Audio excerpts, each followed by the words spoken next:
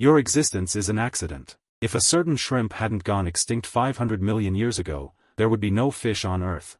No birds, either. Scientists say its extinction gave vertebrates the chance to rise. In other words, the reason you can sit here scrolling on your phone is because that shrimp back then died. But what's truly chilling is that its extinction made way for humans. And today, humans are walking the same path toward extinction. That shrimp is Anomalocaris. But if you lived in the Cambrian, hearing those two words would trigger only one response. Swim for your life. Just how powerful was it? 500 million years ago. Most creatures in Earth's oceans were no bigger than a fingernail. No eyes. No claws, no shells. They drifted along, absorbing nutrients from the water. No one ate anyone. The entire ocean was a peaceful retirement home. Then Anomalocaris appeared. It was 2 meters long. In that era, it was like a gray wolf barging into a sheep village. That's not hunting, it's slaughter from a higher dimension. But its size wasn't the scariest thing. In 2020, Australian paleontologists unearthed a remarkably well-preserved Anomalocaris head fossil. When they scanned it with high-precision imaging, everyone fell silent. Each of its eyes contained 28,000 individual lenses arranged in a perfect hemispherical array. What does that mean? The camera on your phone now boasts tens of millions of pixels, making you proud. Yet Anomalocaris, 500 million years ago, used evolution to build a pair of ultra-high-definition wide-angle cameras. Even scarier, those eyes could simultaneously track moving targets in multiple directions and calculate a prey's speed and distance in real time. Back then, most organisms were blind, but Anomalocaris had full-map X-ray vision. You hide in a rock crevice. It sees you. You burrow into the sand, it sees you too. The entire ocean was like a map hacked to it. But having eyes wasn't enough. In 2023, scientists used supercomputers to simulate Anomalocaris's hunting moves, uncovering a breathtaking detail. Its 2 grasping front arms, from open to closed, took only 0.02 seconds. You blink in 0.1 seconds.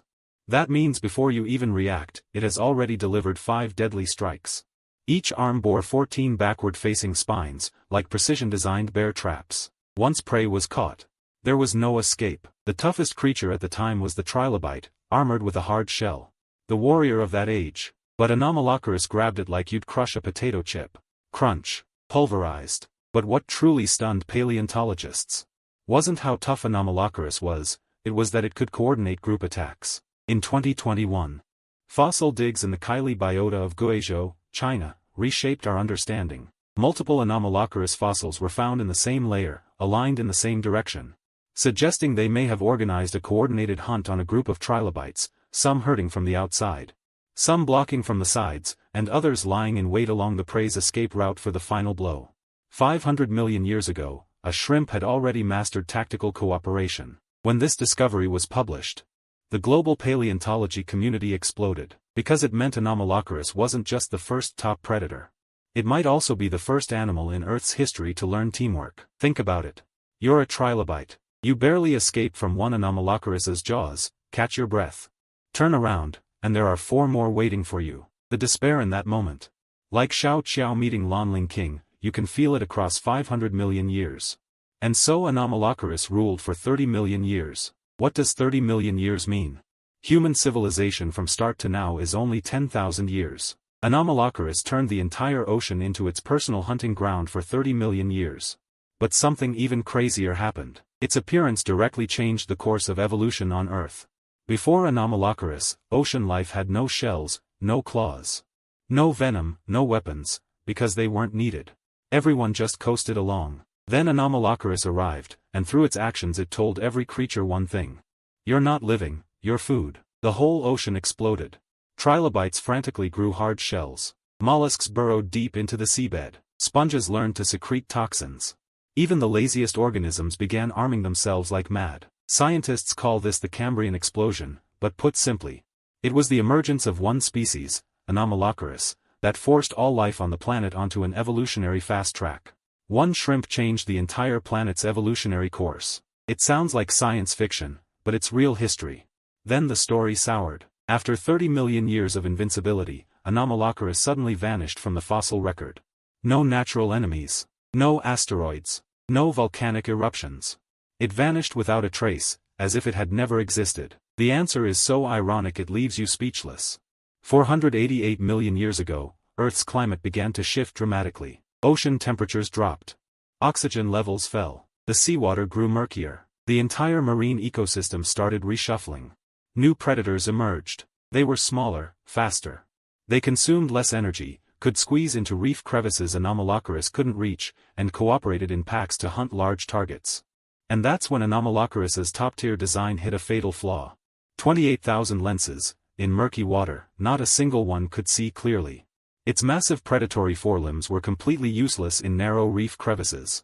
A body over a meter long needed to eat a quarter of its own weight every day just to survive, but prey was growing scarce.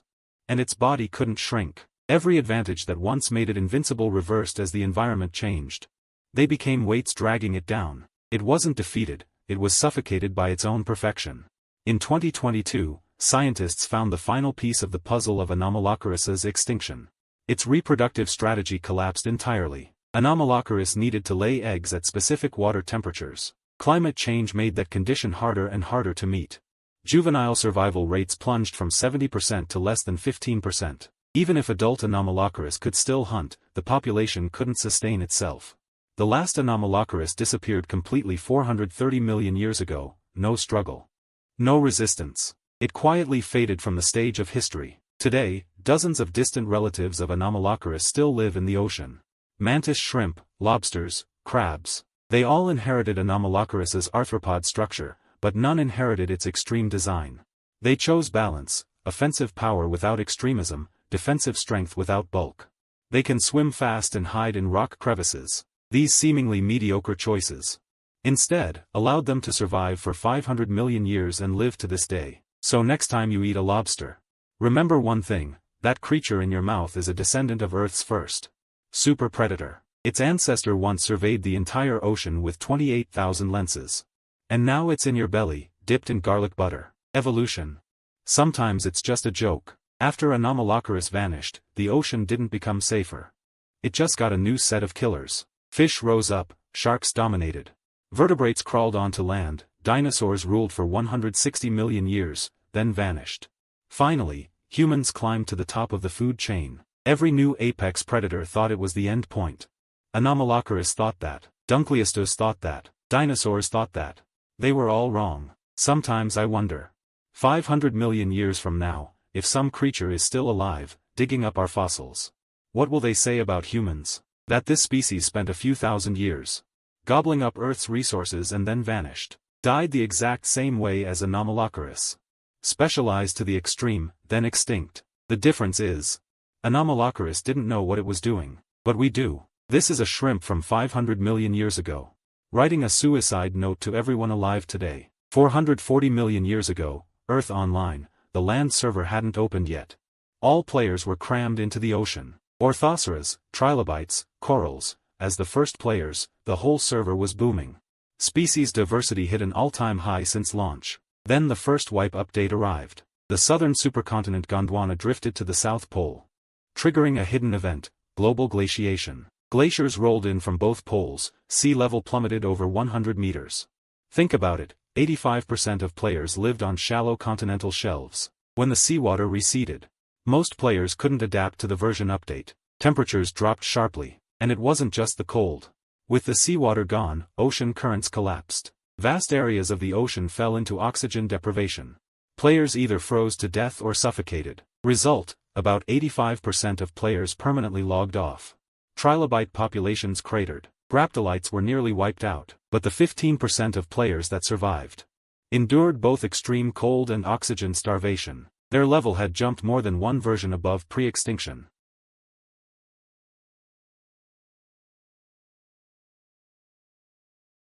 After the Devonian version update, fish players got buffed. Fish players unlocked the vertebral column talent tree. Dunkleosteus, an 8-meter-long, over 600-kilogram armored beast, claimed the #1 spot on the server leaderboard. Meanwhile, the first batch of environmental optimization patches rolled out. Fern forests were expanding wildly. This patch caused a serious bug. Plants were too successful. Their roots dug deep into the soil, frantically absorbing carbon dioxide and releasing oxygen. Sounds good, right? But carbon dioxide is a greenhouse gas, and after too much of it was pulled out, global temperatures began to plummet. At the same time, massive amounts of organic matter washed into the ocean, triggering an algal bloom. They frantically consumed dissolved oxygen in the water, and the system failed to refresh in time, turning the ocean into a slow-boiling toxic soup. This server wipe, due to lag, dragged on for an extremely long time.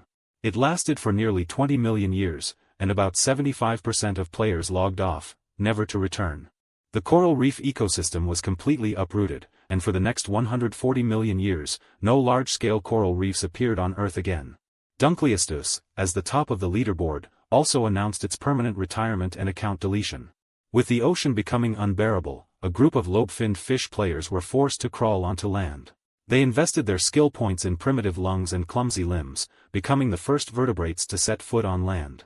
They continued to upgrade in subsequent updates and eventually turned into you and me. This was the most brutal and thorough data wipe in Earth Online's 4.6 billion years of operation. The official nickname, King of Mass Extinctions. Around 252 million years ago. At the end of the Permian, the supercontinent Pangaea had just finished assembling, with reptiles dominating the land. The ocean teemed with species. Trilobite players were still in the game. The entire ecosystem seemed rock solid. Then underground Siberia blew up, a supervolcano cluster spanning over 2.5 million square kilometers. Magma kept erupting for hundreds of thousands of years, filling the atmosphere with carbon dioxide and sulfur dioxide. Global temperatures shot up by over 10 degrees. The ocean acidified, oxygen levels plummeted, and the ozone layer was riddled with holes. How brutal was this update? Over 96% of marine players quit, and about 70% of land vertebrate players deleted their accounts. Even insects weren't spared. This was the only time in Earth's history that insects suffered a mass extinction. Trilobite, an original launch player, after struggling for 270 million years, finally rage-quit.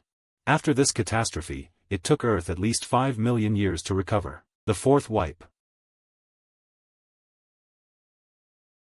Around 201 million years ago, in the Triassic, dinosaurs had just created their accounts and were still leveling up in the newbie zone. The real top-tier players on the leaderboard were a group called Pseudosuchians. They looked like crocodiles. But they could run upright. To them, dinosaur players were just bronze-tier cannon fodder. Then Pangaea began to rift, and the Central Atlantic magmatic province erupted, volcanoes again. Greenhouse gases again, ocean acidification again.